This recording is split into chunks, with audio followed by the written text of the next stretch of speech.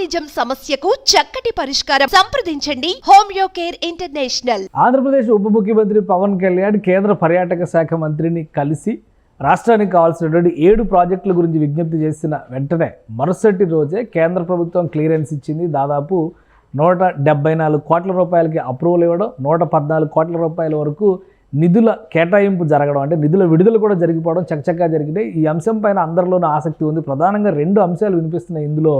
అఖండ Godavari project, అలానే Gandikota project. ఇందులో అఖండ Godavari project అంటే ఏంటి, ఎందుకు దీనికి ఎంత ఖర్చు అవుతుంది, దీనికి ఇంత ఇన్స్టెంట్గా కేంద్ర ప్రభుత్వం నిధుల మంజూరు ఎందుకు చేసింది, ఒకసారి విశ్లేషించి చూస్తే కనుక అఖండ గోదావరి ప్రాజెక్ట్ అనేది 2027లో జరగబోతున్నటువంటి గోదావరి పుష్కరాల కోసం చేయబోతున్న ఏర్పాట్లకు సంబంధించినటువంటి ప్రాజెక్టు. దీన్ని ఇమీడియట్గా ప్రారంభిస్తేనే ఈ 2 ఏళ్లలో పనులు పూర్తయ్యి 2027 నాటికి గోదావరి పుష్కరాల్ని వైభవోపేతంగా నిర్వహించవచ్చు అనేటువంటి సంకల్పాన్ని ఆంధ్రప్రదేశ్ ప్రభుత్వం తీసుకుంది. ఇందులో భాగంగానే కేంద్ర పర్యాటక శాఖ మంత్రి గజేంద్ర సింగ్ షెకావత్తో ఉప ముఖ్యమంత్రి పవన్ కళ్యాణ్ భేటీ అయిన వెంటనే దీనికి సంబంధించినటువంటి ప్రతిపాదనల్ని అందజేశారు. ఆయన వెంటనే అప్రూవల్ ఇచ్చారు. మరుసటి రోజు కల్లా నిధుల విడుదల కూడా జరిగిపోయింది. మొత్తం 94 కోట్ల 44 లక్షల రూపాయలు ఈ ప్రాజెక్టుకి అంచనా వేశారు. అంటే దాదాపు 100 కోట్ల రూపాయల ఖర్చుతో ఈ ఏర్పాట్లని రాష్ట్ర ప్రభుత్వం చేయబోతుంది. ఎక్కడెక్కడ ఏర్పాటు చేయబోతుందో ఒకసారి ఆ అంశాన్ని కూడా పరిశీలిద్దాం. గోదావరి నది అనగానే ఉభయ గోదావరి జిల్లాలు గుర్తొస్తాయి.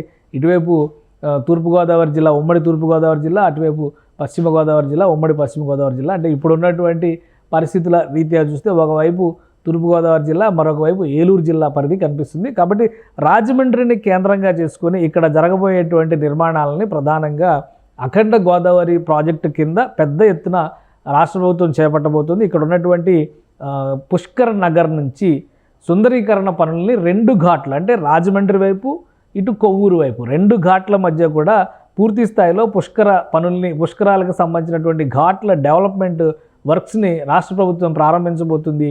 ఈ పనుల్లో భాగంగా పెద్ద ఎత్తున పార్కుల డెవలప్మెంటు, సుందరీకరణ, అలానే ముఖ్యమైనటువంటి 2 అంశాలు ఉన్నాయి. ఇక్కడ హ్యావ్లాక్ బ్రిడ్జికి సంబంధించి చాలా కాలంగా ఒక చర్చ జరుగుతుంది. దాదాపు 100-150 ఏళ్ల చరిత్ర ఉన్నటువంటి హ్యావ్లాక్ బ్రిడ్జిని ఒక పర్యాటక కేంద్రంగా తీర్చిదిద్దాలనేటువంటి ఆలోచనని గతంలోనే ఏపీ ప్రభుత్వం చేసింది. అంటే 2017-18 సమయంలో దీనికి సంబంధించినటువంటి ప్రతిపాదనలు పంపించారు. అయితే అది ముందుకు సాగినటువంటి పరిస్థితి. ఇప్పుడు ఈ ప్రాజెక్టులో భాగంగా హ్యావ్లాక్ బ్రిడ్జిని ఒక టూరిస్ట్ స్పాట్ కింద డెవలప్ చేయబోతున్నారు. అదే క్రమంలో చుట్టుపక్కల ఉన్న కడియం నర్సరీల వరకు గోదావరి అందాలని దేశవ్యాప్తంగా అందరూ చూసే విధంగా కావాల్సినటువంటి ఏర్పాట్లు చేయాలని రాష్ట్ర ప్రభుత్వం డిసైడ్ చేసింది. దీనికోసం ఘాట్ల డెవలప్మెంటు, అలానే బోటింగ్ షికార్లు కూడా రాజమండ్రి దగ్గర గోదావరిలో ప్రారంభించేందుకు కావాల్సినటువంటి ఏర్పాట్లని ఈ ప్రాజెక్టులో ఇంక్లూడ్ చేశారు. సో ఇవన్నీ కలిపి మొత్తంగా చూస్తే కనుక ఓవరాల్గా 94 కోట్ల రూపాయలు ఈ ప్రాజెక్టు ఖర్చు అవుతాయనేటువంటి అంచనా వేశారు. అందుకనే ఇన్స్టెంట్గా కేంద్ర ప్రభుత్వం స్పందించింది. దీనికి సంబంధించినటువంటి అప్రూవల్స్ అన్నీ ఇచ్చింది.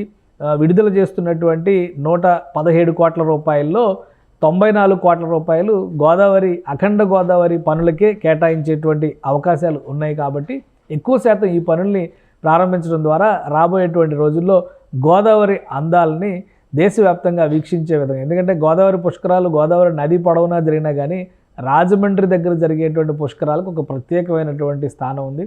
రాజమండ్రి చరిత్ర కానీ, రాజమండ్రికి సంబంధించినటువంటి గత వైభవపు ఆనవాళ్ళను కూడా చూపించే విధంగా పరిసర ప్రాంతాలన్నింటినీ కూడా డెవలప్ చేయబోతున్నారు. ఈ ప్రాజెక్టు ద్వారా పెద్ద ఎత్తున రిసార్ట్స్ డెవలప్మెంట్ని కూడా రాష్ట్ర ప్రభుత్వం చేయబోతుంది. కేవలం పుష్కరాలను దృష్టిలో పెట్టుకునే కాకుండా రాబోయే రోజుల్లో పూర్తి స్థాయిలో ఒక టూరిస్ట్ స్పాట్ కింద, అలానే సాంస్కృతిక వైభవం ఉన్నటువంటి నగరంగా గోదావరికి ఉన్నటువంటి ప్రత్యేకతని దేశం యావత్తు చూసే విధంగా ఈ ప్రాజెక్టుని తీర్చిదిద్దాలని భావిస్తున్నారు.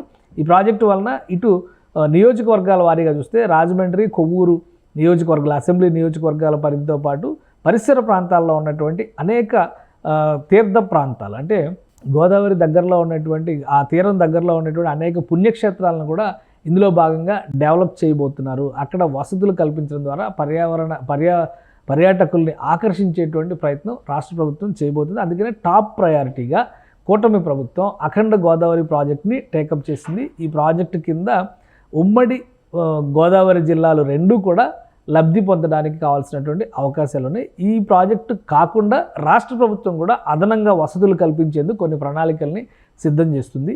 గోదావరి పుష్కరాల సమయానికి ఈ తీర ప్రాంతం మొత్తాన్ని కూడా అంటే పూర్తి స్థాయి రివర్ ఫ్రంట్గా దీన్ని డెవలప్ చేయడానికి కావాల్సినటువంటి సమగ్ర ప్రణాళికల్ని రాష్ట్ర ప్రభుత్వం టేకప్ చేసింది.